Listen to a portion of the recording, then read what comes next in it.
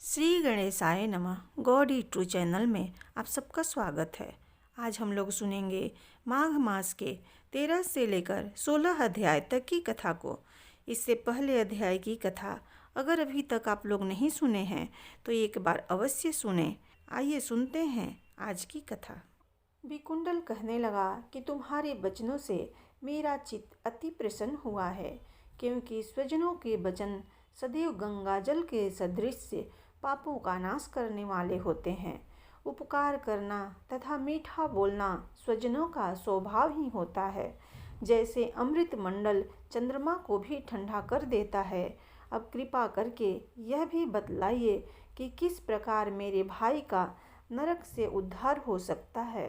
तब दूत कुछ ऐसा ज्ञान दृष्टि से विचार कर मित्रता रूपी रस्सी से बंधा हुआ बोला कि हे वैश्य, यदि तुम अपने भाई के लिए स्वर्ग की कामना करते हो तो जल्दी ही अपने 8 जन्म के पुण्य फल को उसके निमित्त अर्पण कर दो। तब विकुंडल ने कहा कि हे दूत, वह पुण्य क्या है और मैंने कौन से जन्म में और कैसा किया है, सो सब बतलाओ, फिर मैं अपना पुण्य अपने भाई को दे दूंगा। दूत कहने लगा कि हे वैश्य सुनो, मैं तुम्हारे पुण्य की सब कथा कहता हूँ। उस समय में मधुबन में साल्की नाम का ऋषि था। वह बड़ा तपस्वी, ब्रह्मा के समान तेज वाला था। 9 ग्रह की तरह उसकी स्त्री रेवती के 9 पुत्र थे, जिनके नाम ध्रुव, शशि, बुध, तार, ज्योतिमान थे। इन पांचों ने गृहस्थ आश्रम धारण किया तथा निर्मोह चित्त, माय, ध्यान, निष्ठा और गुणातज्ञ ये चारों संन्यास ग्रहण कर वन में रहने लगे।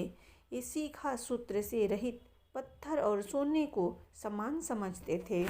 जो कोई अच्छा या बुरा उनको अन्न देता वही खा लेते, और कोई कैसा ही कपड़ा दे देता उसको ही पहन लेते। सदैव ब्रह्म के ही ध्यान में लगे रहते। इन चारों ने व्रत, शीत, निद्रा और आहार सबको जीत लिया। बस चर अचर को विष्णु रूप समझते हुए मौन धारण करके संसार में विचरते थे। ये चारों महात्मा तुम्हारे घर आए। जब तुमने मध्याह्न के समय भूखे प्यासे इनको आंगन में देखा तो तुमने गदगद कंठ से आंखों में आंसू भरकर इनको नमस्कार करके इनका बड़ा आदर सत्कार किया। इनके चरणों को धोकर बड़े प्रेम से तुम इनसे कहने लगे कि आज मेरे अहोभाग्य हैं, आज मेरा जन्म सफल हुआ, मुझ पर भगवान प्रसन्न हैं, मैं सनाथ हुआ, मेरे माता पिता, पत्नी, पुत्र, गौ आदि सभी धन्य हैं, जो आज मैंने हरि के सदृश्य आपके दर्शन किए। सो हे वैश्य, इस प्रकार तुमने श्रद्धा से उनका पूजन किया और चरण धोकर जल को मस्तक से लगाया। फिर विधि पूर्वक इनका पूजन करके तुमने इन सन्यासियों को भोजन कराया। इन सन्यासियों ने भोजन करके रात को तुम्हारे घर में विश्राम किया और ब्रह्म के ध्यान में लीन हो गए। इन सन्यासियों के सत्कार से जो पुण्य तुमको मिला है सो मैं भी कहने में असमर्थ हूँ, क्योंकि सब भूतों में प्राणी श्रेष्ठ है। प्राणियों में बुद्धि वाले, बुद्धि वालों में मनुष्य, मनुष्यों में ब्राह्मण, विद्वानों में पुण्यात्मा और पुण्यात्माओं में ब्रह्मज्ञानी सर्वश्रेष्ठ है। ऐसी ही संगति से बड़े बड़े पाप नष्ट हो जाते हैं।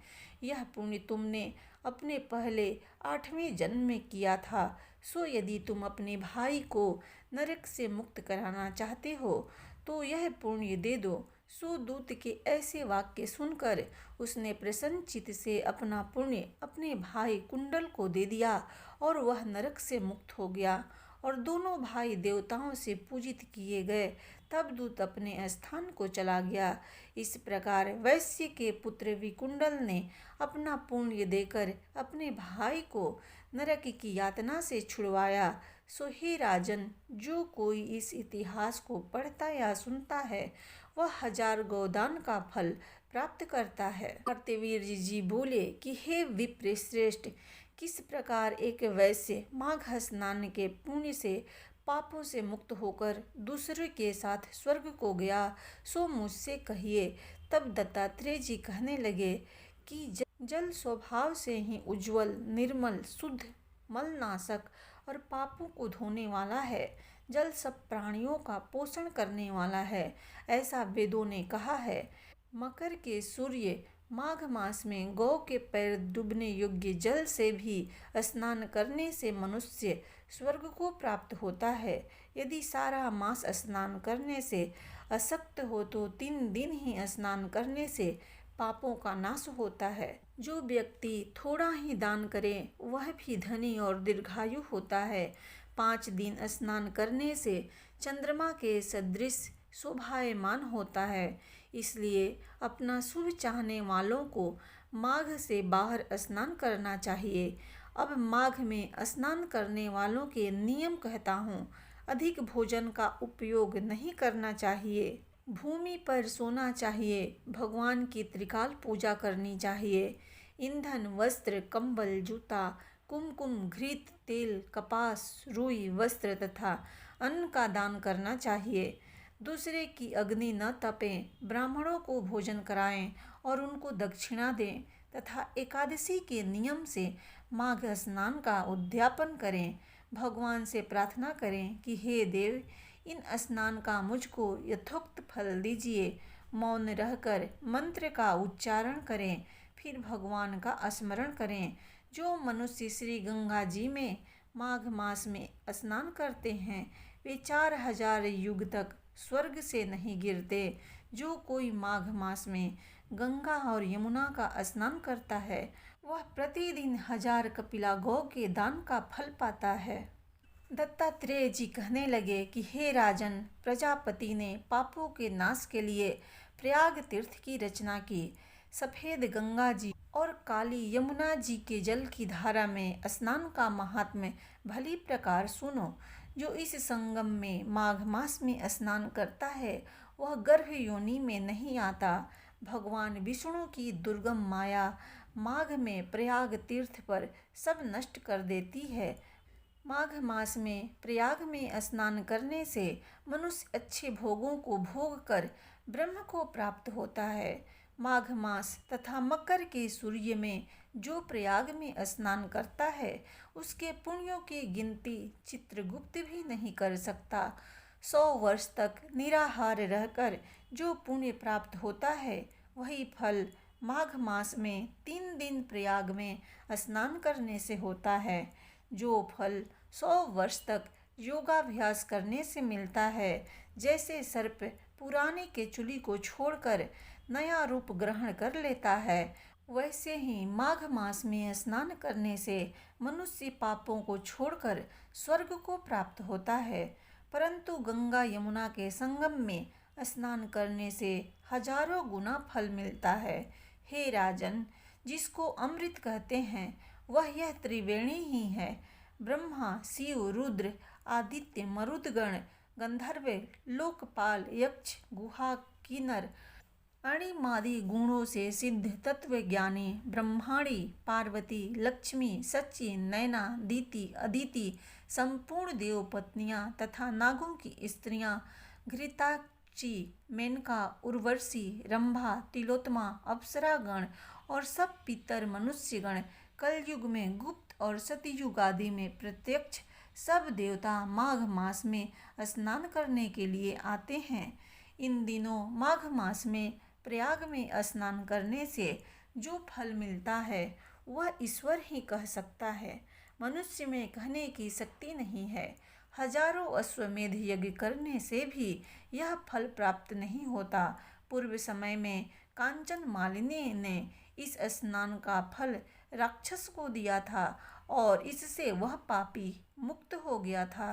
कार्तवीर्य कहने लगा कि हे भगवान, वह राक्षस कौन था और कांचन मालिनी कौन थी? उसने अपना पुण्य कैसे दिया और उसका साथ कैसे हुआ? हे ऋषि, अत्रि ऋषि की संतानों के सूर्य, यह कथा सुनाकर मेरा कौतूहल दूर कीजिए। तब दत्तात्रेय जी कहने लगे कि हे राजन, इस पुरातन विचित्र इतिहास को सुनो।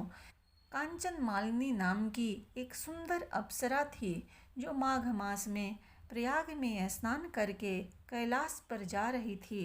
तब उसको मार्ग में जाते हुए हिमालय के कुंज से एक घीर राक्षस ने देखा। उस सोने जैसे तेज वाली, सुंदर कटी वाली, बड़े बड़े नेत्रों वाली, चंद्रमुखी, सुंदर केश और पिन पयोधर वाली सुंदर अप्सरा को देखकर उस राक्षस ने कहा कि हे सुंदरी, कमल नयनी, तुम कौन हो और कहाँ से आ रही हो? तुम्हारे वस्त्र और वेणी भींगी हुई क्यों है? तुम आकाश मार्ग से कहाँ जाती हो और किस पुण्य के प्रताप से तुम्हारा शरीर ऐसा तेजस्वी है और रूप ऐसा मनोहर है? तुम्हारे गीले वस्त्र से मेरे मस्तक पर गिरे हुए एक बूंद जल से मेरे क्रूर मन को एकदम शांति प्राप्त हो गई। उसका क्या कारण है? तुम बड़ी शीलवती प्रतीत होती हो, इसका कारण मुझसे कहिए। अप्सरा ने कहा कि हे राक्षस, सुनो, मैं काम रूपिणी अप्सरा हूँ। मैं प्रयाग में संगम में स्नान करके आ रही हूँ, इसी से मेरे वस्त्र भींगे हैं। अब कैलाश पर जा रही हूँ, जहाँ पर श्री शिव निवास करते हैं। त्रिवेणी के जल से मेरी सब क्रूरता दूर हो गई, जिसके पुण्य के प्रभाव से मैं इतनी सुंदर और पार्वती जी की प्रिय सखी हुई। जो आश्चर्य देने वाला उदाहरण मुझसे ब्रह्मा जी ने कहा था, सो सुनो। मैं कलिंग देश के राजा की वेश्या थी, रूप लावण्य और सुंदरता में अपूर्व थी। मेरी सुंदरता पर सारा नगर मोहित था और मैंने अनेकों प्रकार के भोग भोगे।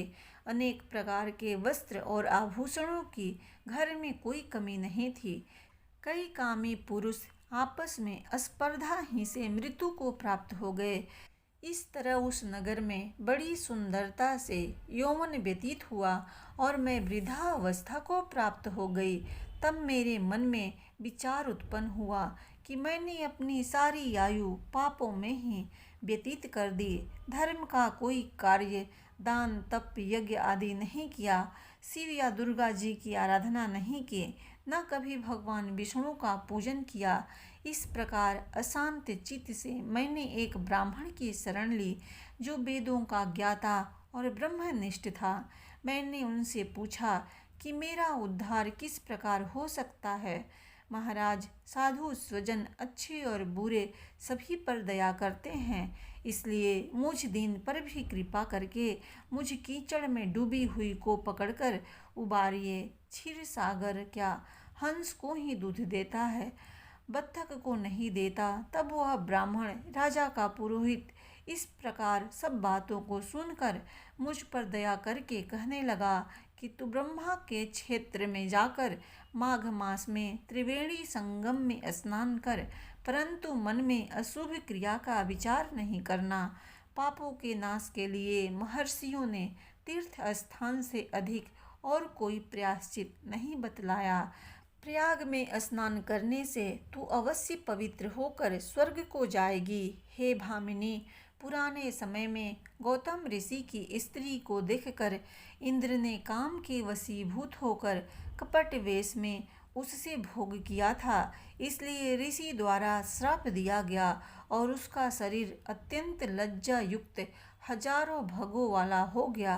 तब इंद्र नीचे मुँह करके अपने पाप कर्म की बुराई करने लगा। मेरु पर्वत के शिखर पर स्वच्छ जल वाले सरोवर पर एक स्वर्ण कमल से भरे हुए कोटर में घुस गया और अपने पाप को धिक्कारता हुआ कामदेव की बुराई करने लगा कि यह सब पापों का मूल है।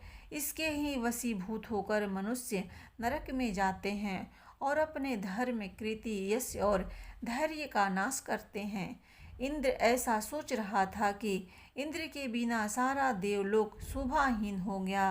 तब देवता, गंधर्व, किन्नर, लोकपाल इंद्राणी के सहित बृहस्पति जी से जाकर पूछने लगे कि महाराज, इंद्र के न रहने से स्वर्ग ऐसा शोभाहीन हो गया है जैसे सतपुत्र के बिना श्रेष्ठ कुल।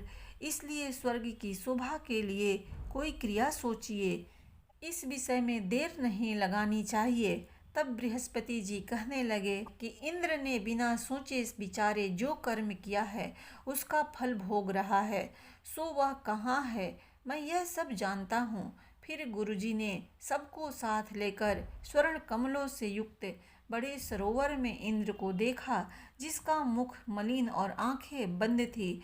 तब इंद्र ने बृहस्पति जी के चरणों को पकड़कर कहा कि इस पाप से उद्धार करके आप मेरी रक्षा कीजिए।